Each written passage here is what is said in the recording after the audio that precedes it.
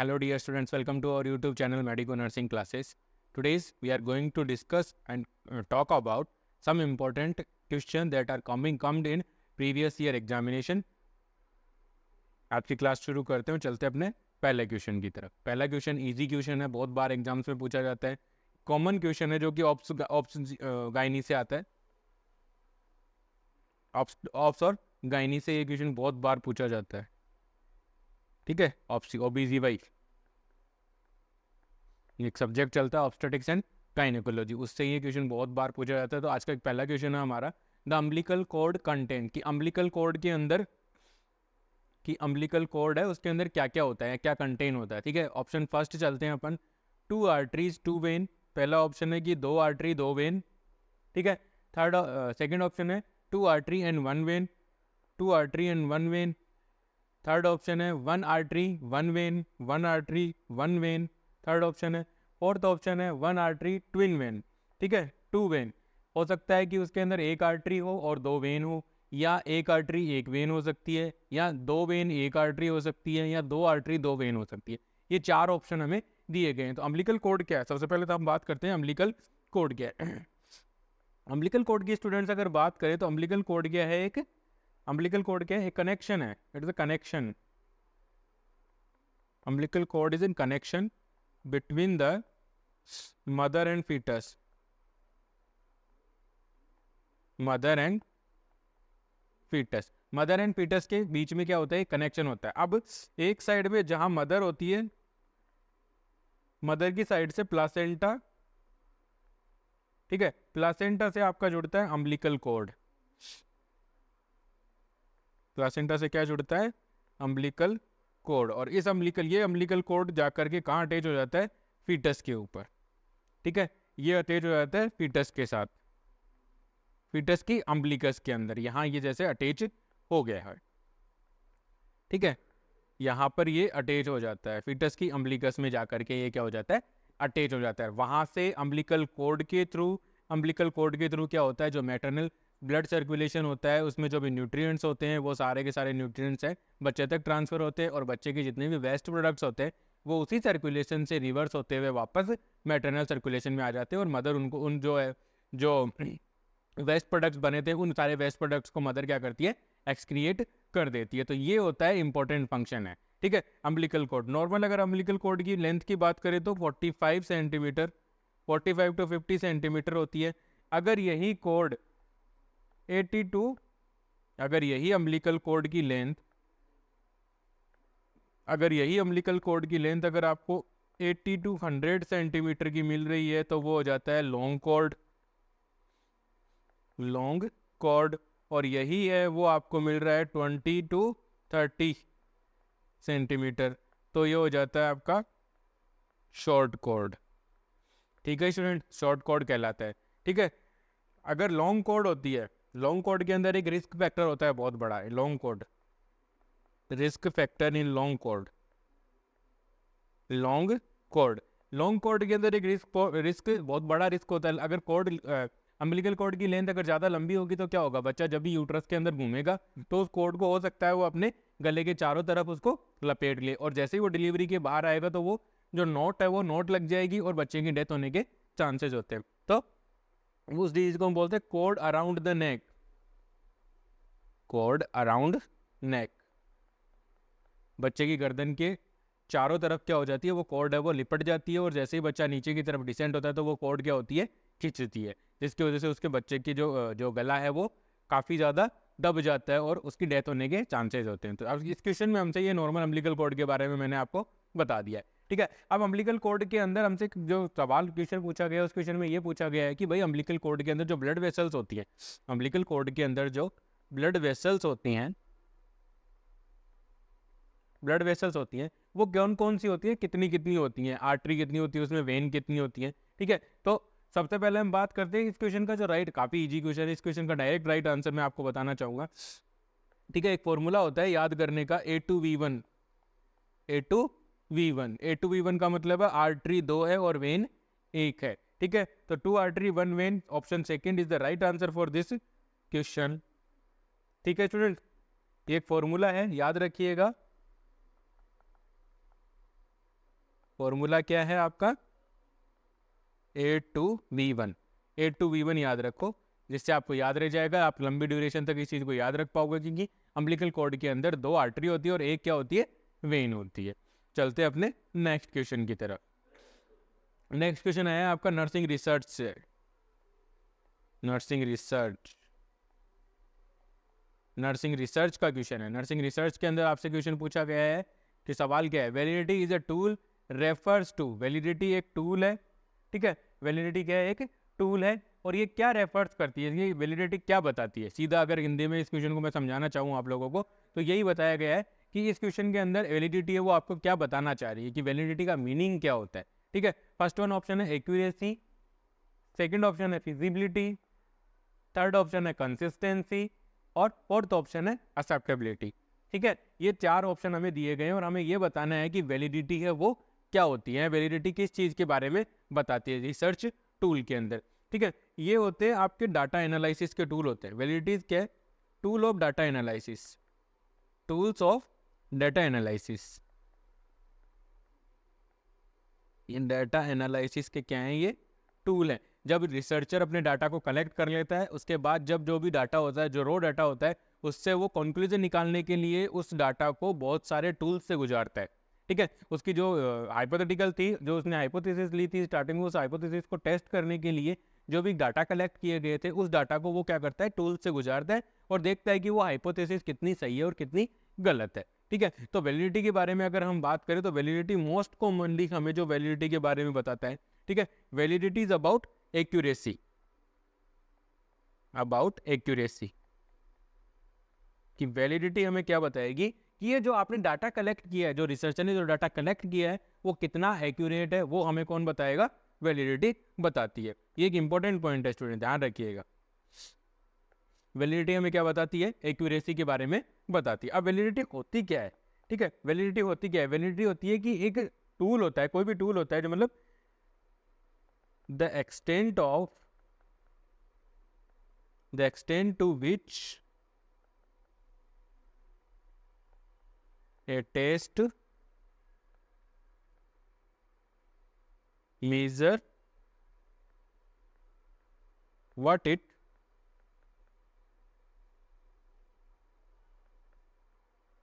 claim to measure, what it claim to measure। इसे definition के अंदर आप देख सकते हो कि जो वैलिडिटी है वो क्या हो रही है, वो एक टेस्ट है, क्या है, टूल है, टेस्ट है, जिसके थ्रू वो क्या कर रहा है, जो वैलिडिटी क्या बताएगी हमें कि जिस चीज को चेक करने के लिए या जिस डाटा को मेजर करने के लिए इस टूल को बनाया गया था, क्या ये टूल उस चीज को मेजर कर रहा है भी या नहीं कर रहा, ठीक है। क्या ये टूल उस चीज को मेजर कर रहा है या उस डाटा को मेजर कर रहा है या नहीं कर रहा, उसके बारे में जो बताता है, ठीक है, वो होता है आपका वैलिडिटी। और वैलिडिटी क्या होती है, एक्यूरेसी के बारे में बताती है कि भैया आपने जो डाटा कलेक्ट किया है वो कितना एक्यूरेट है, कितना इथिकल है, ठीक है, वो सारा हमें कौन बताती है, वैलिडिटी बताती है। और वैलिडिटी की बात करूं तो वैलिडिटी होती है 4 टाइप की, has 4 types. Validity has 4 types. Validity के 4 टाइप होते हैं। अब वैलिडिटी के 4 टाइप कौन कौन से होते हैं स्टूडेंट, तो देखिए, फर्स्ट वन टाइप होता है आपका internal validity, internal validity, internal validity. Second one type होता है आपका एक्सटर्नल वैलिडिटी, होता है external validity, external validity. Third one आपका वैलिडिटी का टाइप होता है कंस्ट्रक्ट वैलिडिटी, कंस्ट्रक्ट वैलिडिटी। और फोर्थ वन आपका होता है स्टैटिस्टिकल वैलिडिटी, स्टैटिस्टिकल वैलिडिटी। ये होती है आपकी 4 प्रकार की वैलिडिटी। अगर आपसे कोई पूछे कि वैलिडिटी के टाइप कौन कौन से होते हैं, तो इंटरनल, एक्सटर्नल, कंस्ट्रक्ट और स्टैटिस्टिकल, 4 प्रकार की वैलिडिटी होती है। वैलिडिटी क्या होती है कि किसी टूल को बनाया गया, जिस चीज को टेस्ट करने के लिए, जिस डाटा को टेस्ट करने के लिए बनाया गया, क्या वो उस डेटा को टेस्ट कर रहा है कि नहीं कर रहा है, ये होती है आपकी वैलिडिटी। और वैलिडिटी हमें क्या बताती है, वैलिडिटी हमें बताती है एक्यूरेसी के बारे में। तो इस ऑप्शन के अंदर एक्यूरेसी आया हुआ है और वही इस क्वेश्चन का क्या है, राइट आंसर है। वही इस क्वेश्चन का क्या है, राइट आंसर है स्टूडेंट्स। आई होप आप लोगों को समझ में आ रहा होगा। मेरे द्वारा जो भी आपको एमसीक्यू सीरीज प्रोवाइड की जा रही है वो आपके नर्सिंग ऑफिसर रिक्रूटमेंट एग्जामिनेशन की प्रिपरेशन में आपकी हेल्प कर रही होगी। प्लीज़ आप इस एमसीक्यू सीरीज के साथ जुड़े रहिए और ऐसे ही मेरा हौसला बढ़ाते रहिए ताकि मैं आपके लिए अच्छे से अच्छे क्वेश्चन और प्रेजेंट कर सकूं और अच्छे से अच्छे क्वेश्चन आपको अच्छे से एक्सप्लेन करके समझा सकूं। चलते अपने नेक्स्ट क्वेश्चन की तरफ। Next question, what is the normal blood cholesterol level? Normal blood cholesterol level, normal blood cholesterol level. Students, थोड़े दिनों पहले आपने देखा होगा medico nursing classes YouTube channel के ऊपर आपको लिपिड प्रोफाइल के बारे में आपको देखने को या पढ़ने को मिला होगा। डिटेल्ड आपको लेक्चर वीडियोस हैं वो उसमें मिले होंगे। उसमें हमने डेफिनेटली ब्लड कोलेस्ट्रॉल के बारे में डिस्कशन किया था। तो ब्लड कोलेस्ट्रॉल का टेस्ट होगा, सॉरी, जब भी आप ब्लड कोलेस्ट्रॉल के टेस्ट की बात कर रहे हो तो ब्लड कोलेस्ट्रॉल का टेस्ट कब होगा? ब्लड कोलेस्ट्रॉल का टेस्ट आएगा आपका लिपिड प्रोफाइल में, लिपिड प्रोफाइल के अंदर। लिपिड प्रोफाइल के अंदर जब भी आप लिपिड प्रोफाइल करवाओगे तो वहां पर आपको देखने को मिलेगा कि ब्लड कोलेस्ट्रॉल का टेस्ट है वो भी किया जाता है। लिपिड प्रोफाइल की अगर मैं बात करूं तो उसमें 4 टेस्ट कर रहे थे अपन। कौन सा? कोलेस्ट्रॉल पहला, दूसरा कर रहे थे अपन HDL high density lipoprotein, VLDL very low density lipoprotein, very low density lipoprotein, और LDL। ये 4 हम टेस्ट कर रहे थे नॉर्मली। और 5वां अगर बात करूं तो ट्राइग्लिसराइड। ट्राइग्लिसराइड लिपिड प्रोफाइल के अंदर ये पैनल है वो टेस्ट किया जाता है। इसके नॉर्मल लेवल सब वो देखे जाते हैं और ये टेस्ट करके बताया जाता है कि इंडिविजुअल पेशेंट के बॉडी के अंदर कितना लेवल है। ठीक है, तो अब हमसे एग्जामिनर ने इस क्वेश्चन में हमसे ये पूछा है कि ब्लड कोलेस्ट्रॉल लेवल का नॉर्मल लेवल कितना होना चाहिए। ठीक है स्टूडेंट, तो ब्लड कोलेस्ट्रॉल का अगर उसी लेक्चर से हम आंसर को उठा के लाते हैं, अगर जिस भी स्टूडेंट ने वो लेक्चर वीडियोस नहीं देखे, प्लीज़ मेरी आपसे रिक्वेस्ट है आप उन सारे लेक्चर वीडियोस को रेफर कीजिए, जिससे आपकी जो लेबोरेटरी से रिलेटेड जो भी वैल्यूज, कई बार डायरेक्ट क्वेश्चन, अब जैसे कि ये क्वेश्चन आया, एक डायरेक्ट क्वेश्चन है, इसमें डायरेक्ट हमसे पूछा गया कि नॉर्मल ब्लड कोलेस्ट्रॉल लेवल कितना होता है। ठीक है, तो अगर आप वो लेक्चर वीडियोस अटेंड कर लोगे, अच्छे से पढ़ लोगे, तो आप उनको डायरेक्टली आराम से उनमें बिना टाइम वेस्ट किए आप अपना टिक करके आगे जा सकते हो और आपको अच्छे से अच्छे जो भी मार्क्स हैं वो पूरे के पूरे मार्क्स मिल सकते हैं। ठीक है स्टूडेंट्स, तो अब हमें क्या करना है, अब हमें ये बताना है कि नॉर्मल कोलेस्ट्रॉल का लेवल कितना होता है। तो नॉर्मल कोलेस्ट्रॉल का लेवल हमने उस टेस्ट में भी बताया था, अभी बताता हूँ, लेस देन 200 mg पर DL, लेस देन 200 mg पर DL। ये क्या होता है? Normal blood cholesterol level, normal range of blood cholesterol, normal range of blood cholesterol. Individual, normal healthy individual के ब्लड के अंदर अगर कोलेस्ट्रॉल का लेवल 200 mg पर DL से कम है तो वो नॉर्मल के अंदर कंसीडर किया जाता है। और अगर इसका लेवल बढ़ रहा है तो वो क्या हो जाएगा, आपके लिए हानिकारक हो सकता है, बहुत ही ज़्यादा परेशान कर सकता है, क्योंकि कोलेस्ट्रॉल है उसकी वजह से आपको नॉर्मली कार्डियक डिजीजेज देखने को मिलती है। कार्डियक डिजीज की मैं अगर बात करूं तो आपको CHF, कंजेस्टिव हार्ट फेलियर देखने को मिल सकता है। ठीक है, साथ के साथ आपको देखने को मिल सकता है, क्या देखने को मिलेगा? आपको देखने को मिलेगा एथेरोस्क्लेरोसिस। स्टूडेंट, एथेरोस्क्लेरोसिस का मतलब है प्लक फॉर्मेशन।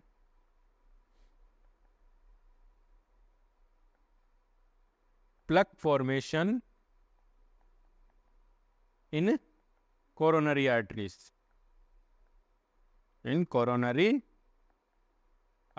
कोरोनरी आर्टरीज के अंदर जब प्लग का फॉर्मेशन हो जाता है, ठीक है, फेट का, लिपिड के जो प्लग होते हैं उनका फॉर्मेशन, उसे बोलते हैं एथेरोस्क्लेरोसिस। इसकी वजह से क्या हो जाता है, ये क्या करती है, नैरोइंग ऑफ, एथेरोस्क्लेरोसिस क्या कर देता है, नैरोइंग ऑफ ल्यूमन ऑफ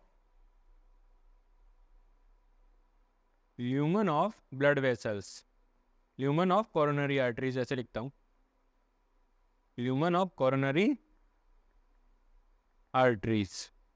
ठीक है, दैट कॉज कोरोनरी आर्टरी का ल्यूमन कोरोनरी आर्टरी का अगर ल्यूमन कम हो गया, अब ल्यूमन कम हो जाएगा तो क्या होगा, दैट कॉज, क्या वो क्या कॉज करेगी, ischaemia to cardiac muscles, cardiac muscles. Cardiac muscles के अंदर क्या कर देगी, इस्कीमिया कोज कर देगी और इंडिविजुअल को हार्ट अटैक, एंजाइना पेक्टोरिस जैसे डिसऑर्डर्स है वो भी देखने को मिल सकते हैं। हार्ट अटैक, एंजाइना पेक्टोरिस और मायोकार्डियल इन्फेक्शन।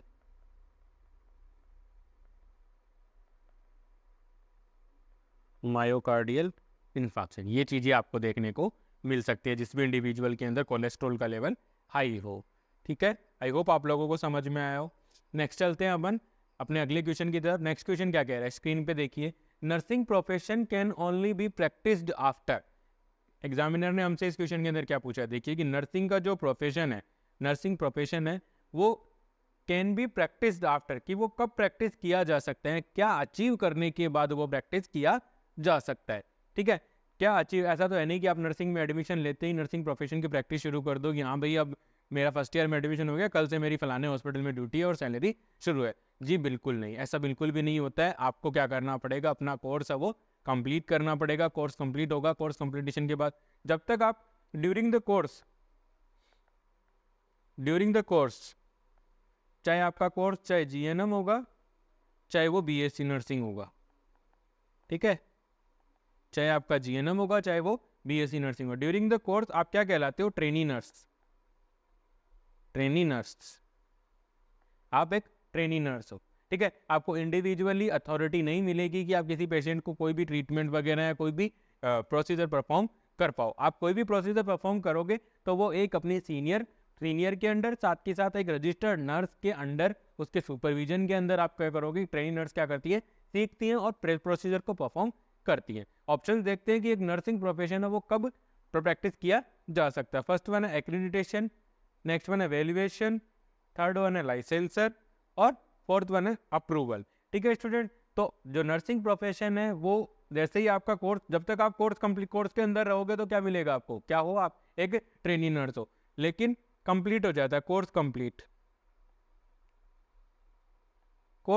हो गया। कोर्स कंप्लीट होने के बाद क्या होगा, आपका रजिस्ट्रेशन, आपका क्या हो जाएगा स्टूडेंट, रजिस्ट्रेशन होगा। फिर आपको रजिस्ट्रेशन होगा आपका स्टेट नर्सिंग काउंसिल के अंदर, स्टेट नर्सिंग काउंसिल के अंदर रजिस्ट्रेशन होगा और आपको मिलेंगे RN, registered nurse and registered midwife, ये 2 नंबर मिलेंगे। ठीक है, यहाँ पर नंबर मिलते हैं आपको और ये नंबर होता है आपका लाइसेंस।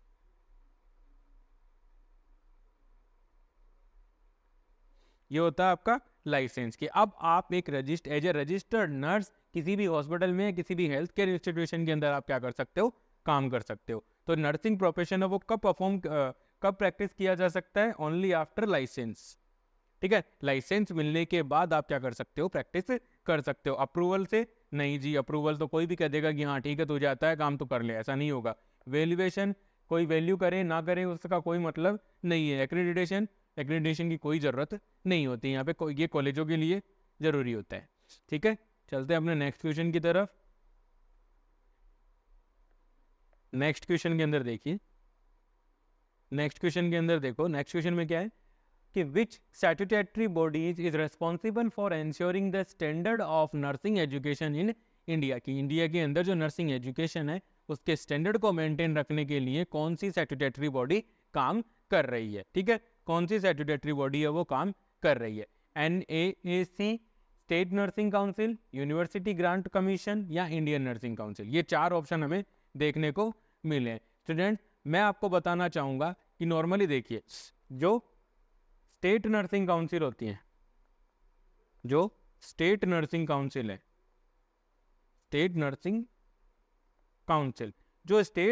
काउंसिल है वो क्या करती है, वो रजिस्ट्रेशन प्रोवाइड करवाती है,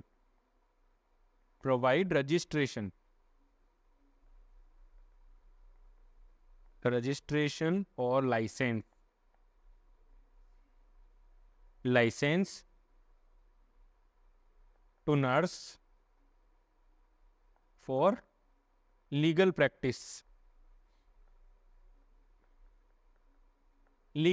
करने के लिए कि भाई आप एक रजिस्टर्ड नर्स हो चुके हो, उसके लिए आपको कौन प्रोवाइड करेगा? उसके लिए आपको स्टेट नर्सिंग काउंसिल के अंदर क्या करना पड़ेगा? रजिस्ट्रेशन करना पड़ेगा। ठीक है, तो स्टेट नर्सिंग काउंसिल तो नहीं है। ठीक है, यूनिवर्सिटी है तो यूनिवर्सिटी का काम सिर्फ पढ़ाने का है, वो भी नहीं है। NANAC बिल्कुल भी नहीं होगा। ठीक है, बचा और एक ऑप्शन जो कि इसका राइट आंसर है, वो क्या है? Indian nursing council. मैं आपको बताना चाहूंगा कि इंडियन नर्सिंग काउंसिल का मेन फंक्शन क्या होता है। ठीक है, maintain the standard, maintain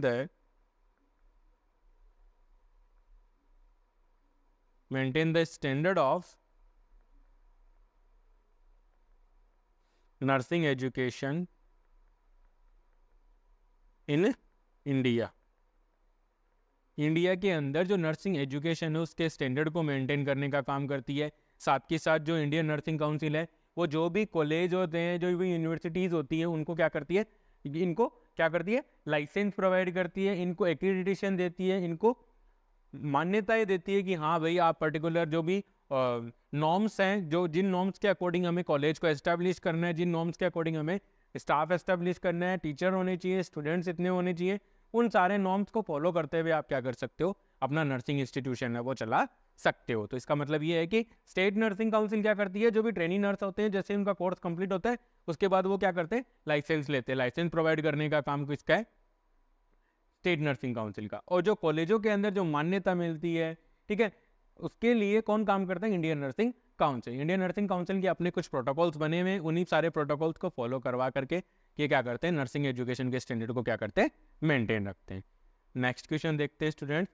next question में देखिए, sample in research is referred as, कि रिसर्च के अंदर जो सैंपल होते हैं वो क्या होता है? सैंपल होता है वो क्या होता है? ऑप्शन देखते हैं। फर्स्ट वन ऑप्शन है रिप्रेजेंटेटिव ऑफ पॉपुलेशन, कि वो एक पॉपुलेशन का रिप्रेजेंटेटिव है। सेकंड ऑप्शन है हाई रिस्क पॉपुलेशन, वो एक हाई रिस्क पॉपुलेशन होती है, वो क्या सैंपल होती है? High risk study objective, high risk study subject की इनके ऊपर स्टडी करनी है। ठीक है, population living in A define area. ठीक है, ये चार ऑप्शंस हमें मिले हैं और हमें इन चारों में से ये बताना है कि रिसर्च के अंदर जो सैंपल होता है वो क्या होता है। ठीक है, रिसर्च के अंदर जो सैंपल होता है वो क्या होता है। ठीक है, सबसे पहले देखो, रिसर्च के अंदर सबसे पहले आती है पर्टिकुलर पॉपुलेशन। पर्टिकुलर पॉपुलेशन, अब पर्टिकुलर पॉपुलेशन का मतलब है कि आपकी रिसर्च स्टडी है वो 25 से 35 के बीच के लोगों के बीच में, चाहे वो मेल हो चाहे वो फीमेल हो। ठीक है, कि आपकी रिसर्च की जो स्टडी है वो कितनी है? 25 टू 35 ईयर ऑफ एज, इन लोगों के लिए आपकी स्टडी है। तो अब ये पॉपुलेशन है। अब ये अगर हम अब किसी पर्टिकुलर एरिया के अंदर जाते हैं तो यहाँ पर मिल गए 20 लाख लोग, 20 लाख लोग। अब 20 लाख लोगों पे एक साथ स्टडी करना इम्पॉसिबल काम है। ठीक है, इसका मतलब तो ये है कि हमारी टारगेट पॉपुलेशन है, टारगेट पॉपुलेशन क्या है? 25 टू 35 ईयर एज के जो भी इंडिविजुअल है, चाहे वो मेल होंगे चाहे वो फीमेल होंगे। ठीक है, इन लोगों के ऊपर हमें क्या करनी है? स्टडी करनी है। तो ये तो 20 लाख लोग हैं एक कम्युनिटी के अंदर, तो यहाँ पर 20 लाख लोगों की स्टडी करना तो क्या है? इम्पॉसिबल है। अब हम क्या करेंगे? इस पॉपुलेशन के अंदर से रेंडमाइजेशन के थ्रू, रेंडमाइजेशन, रेंडमाइजेशन का मतलब होता है कि सबको इक्वल अपॉर्चुनिटी देंगे कि आप भी रिसर्च स्टडी के अंदर क्या कर सकते हो? पार्टिसिपेट कर सकते हो। इक्वल अपॉर्चुनिटी देंगे और फिर वहां से हम क्या करके लाएंगे? सैंपल सेलेक्ट करके लाते हैं। फिर वहां से हम क्या करते हैं? रेंडमाइजेशन के थ्रू हम क्या करते हैं? सैंपल सेलेक्ट करते हैं जो भी हमें स्टडी करना है। अब 20 लाख लोगों में से हमने लिए 20 लोग, 20%। सिर्फ हमें हमने लोगों ने 20, हमने क्या किया? 20 लाख की बजाय उनके अंदर से हम रेंडमाइजेशन के थ्रू 20 लोगों को सेलेक्ट किया। अब ये 20 लोग क्या हैं? यही इस क्वेश्चन का आंसर मैं आपको बताना चाहूंगा। ये जो 20 लोग हैं ये क्या कर रहे हैं? ये जो 20 लाख की जो पॉपुलेशन है उसको क्या कर रहे हैं? यहाँ पे रिप्रेजेंट कर रहे हैं। क्या कर रहे हैं? रिप्रेजेंट। क्या कर रहे हैं? रिप्रेजेंट कर रहे हैं। और रिप्रेजेंट कर रहे हैं इसका मतलब ये क्या है? ये 20 लाख की जो पॉपुलेशन थी उसके ये 20 लोग हैं वो क्या है? रिप्रेजेंटेटिव ऑफ पर्टिकुलर या टारगेट पॉपुलेशन। तो यही फर्स्ट वन जो आंसर है वही इस क्वेश्चन का क्या है? राइट आंसर है कि सैंपल होता है, कोई भी रिसर्च स्टडी होती है उसके अंदर जो सैंपल होता है वो क्या होता है? वो उस पर्टिकुलर टारगेट पॉपुलेशन का क्या होता है, रिप्रेजेंटेटिव होता है। उसमें वो सारे कैरेक्टरिस्टिक्स प्रेजेंट है जो उस 20 लाख की पॉपुलेशन के अंदर थे। 20 लोगों के अंदर 20 लोग क्या कर रहे हैं, उसको रिप्रेजेंट कर रहे हैं और वो रिसर्च स्टडी में पार्टिसिपेट कर रहे हैं। तो ये है इस क्वेश्चन का राइट आंसर। आज की क्लास में इतना ही। आई होप मेरे द्वारा प्रोवाइड की जा रही एमसीक्यू सीरीज आपके नर्सिंग ऑफिसर रिक्रूटमेंट एग्जामिनेशन की प्रिपरेशन में आपकी हेल्प कर रही होगी। Please like, share and subscribe. Thank you so much.